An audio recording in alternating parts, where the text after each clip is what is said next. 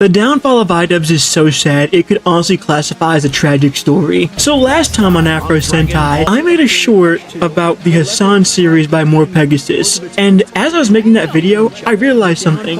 No matter how much I try to spin it, the blame always goes back to Idubbbz. Idubbbz was a YouTuber who had it all. He was collabing with PewDiePie and Post Malone, and even had a girlfriend. But little did we know that this woman would be responsible for his life turning for the worst. Okay, yeah, sure, the OnlyFans was a massive step, but I think the biggest indicator that something was going to go wrong was the failure of Creator Clash 2. Creator Clash 2 was hosted in 2023.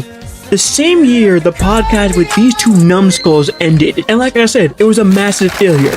But that's all we knew at the time. We didn't know what was happening behind the scenes, and it wasn't until 2025 when we would get the answers. Now this right here was the start of Idubbbz falling into lolcow status. Of course, he made a content cut on H3H3, and then the More Pegasus Hassan series starts, which brings Hassan's orbit down as well. And in this series, More Pegasus would cover H3's interview with Idubbbz's boxing coach for Creator Clash 2, and this man exposed everything. First of all, they hosted a party after the event where they invited everybody from the Poggers community, while being 500k in the red, by the way. Second, they took 34% of the money that was supposed to go to charity. And finally, Idubbbz's husband was apparently interested in another man who was actively kicking Idubbbz's ass. And dude, it just keeps getting worse for him. Later on, Cuckdubbbz talked about he was going broke and needed to move out of LA. And to earn some money, he started streaming. But he's only been streaming to like 90 viewers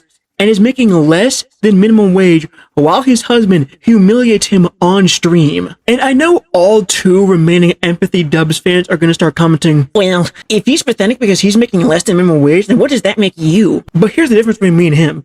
He had 7 million subs at one point. I haven't even gotten monetized yet. But go off, I guess. By the way, y'all should subscribe so I can start getting paid.